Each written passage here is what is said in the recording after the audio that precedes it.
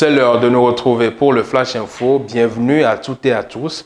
Voici l'actualité. Le mouvement que réunit le parti au pouvoir en Centrafrique a organisé dimanche dernier un rassemblement à Bangui, la capitale, pour célébrer le 9e anniversaire de l'accession de Faustin Archange Touadéra à la présidence, et tout ceci dans une armature de contestation de l'opposition contre un 3e mandat. On regarde tout ceci dans ce reportage de TV5 Monde. Un dimanche de fête à Bangui. Tout ce qui compte de soutien au président Faustin Archange Touadéra est réuni à l'Assemblée nationale pour célébrer le 9e anniversaire de son investiture. Représentants de partis politiques, d'associations, tous l'appellent aussi à briguer un 3e mandat lors de la présidentielle de décembre. Le chef de l'État, lui, n'a pas officiellement dévoilé ses intentions et continue de temporiser en public. Je remercie toutes les voix qui se sont levées pour la poursuite de notre vision pour un Centrafrique libre et prospère. Cependant, ce qui nous importe pour l'instant, c'est la poursuite de mon mandat en cours. Le moment venu, j'en aviserai. À l'extérieur, des partisans du chef de l'État louent aussi son bilan. Auparavant, on n'arrive pas à aller jusqu'aux arrière-pays. Mais aujourd'hui, les Centrafricains circulent. Il y a la sécurité de bout en bout. Depuis plusieurs mois, des manifestations en faveur d'un tel scénario, un 3e mandat pour Touadéra, se multiplient dans le pays. Le chef de l'État a été élu en 2016, réélu en 2020. Et la nouvelle constitution, votée par référendum en 2023, l'autorise à se présenter pour un nouveau mandat. À l'époque, le bloc républicain pour la défense de la Constitution, ou BRDC, s'était mobilisé. Il continue de le faire aujourd'hui et appelle à une manifestation ce vendredi qui, après avoir été interdite, a finalement été autorisée par le ministère de l'Intérieur. C'est une manifestation pacifique. C'est enfin donner la parole librement aux Centrafricains pour qu'ils disent ce qu'ils pensent. Nous, on leur demande de venir marcher, on leur explique pourquoi ils doivent vaincre la peur, parce qu'ils ont très peur. Ils disent qu'ils ont peur de Wagner, ils ont peur des requins, ils ont peur d'être massacrés la nuit s'ils marchent. Entre pénurie d'eau, coupure d'électricité, inflation, le quotidien des Centrafricains est difficile.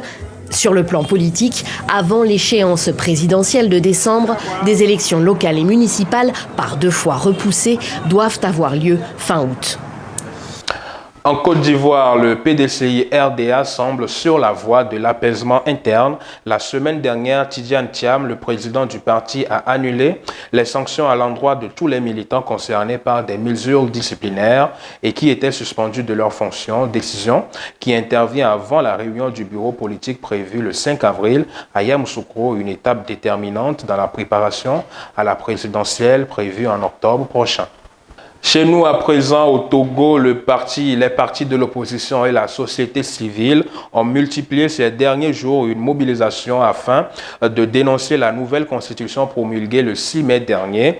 Le point de la situation dans ce reportage de TV5 Monde. Le mois de mars a été mouvementé. L'opposition togolaise multiplie les actions pour dénoncer la nouvelle constitution, malgré les risques de répression. Signature de charte, conférence de presse, lancement d'un front de libération nationale. Si l'objectif est le même pour tous, les initiatives sont disparates. Du Front de libération nationale, FLN, nous avons adressé des courriers à tous les partis politiques de l'opposition, aux associations, à la société civile, pour qu'ensemble nous puissions asseoir ce front. Malheureusement, certains n'ont pas pu répondre à cette invitation. Ces derniers mois, l'opposition s'est divisée sur la question de la participation aux élections sénatoriales. Pour le mouvement « Touche pas à ma constitution », les ambitions personnelles n'ont pourtant plus lieu d'être. Il faut changer la manière dont la lutte est menée. Chercher le pouvoir pour changer les choses n'a pas réussi. Il faut donc changer les choses avant de postuler, avant de participer à une élection. Changer les choses en misant sur la pression populaire, une ambition difficilement atteignable car les manifestations sont souvent interdites. Il y a quelques jours, un meeting rassemblant 2 grands partis politiques et la société civile a finalement eu lieu à Lomé. Il y a à peu près une dizaine de bus qui ont été arrêtés parce que le régime ne veut pas que les populations se déplacent. Les gens ont peur. Il ne faut pas oublier que M. Pogna-Simé est au pouvoir depuis 20 ans et en modifiant la Constitution, c'est pour se maintenir au pouvoir. Sollicité par TV5 Monde, le gouvernement défend une réforme menée dans les règles de l'art. Une campagne de sensibilisation a été lancée pour expliquer le nouveau régime parlementaire, couverte par la télévision nationale. Cette réforme institutionnelle renforce davantage l'organisation et le fonctionnement de la République.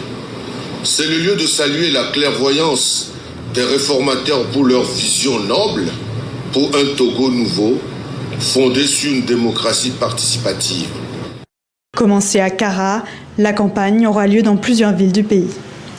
Emmanuel Macron et Abdelmadjid Tebboune se sont entretenus au téléphone hier. D'après un communiqué, Paris et Alger relancent sans délai leur coopération migratoire et sécuritaire. Les 2 pays affirment leur volonté de reprendre le dialogue, indique la présidence algérienne. Jean-Noël Barrot, le ministre français des Affaires étrangères, se rendra prochainement à Alger.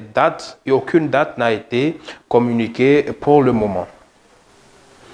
Et ce sera tout pour le Flash Info. Merci d'avoir été des nôtres. On se donne rendez-vous demain. D'ici là, portez-vous bien.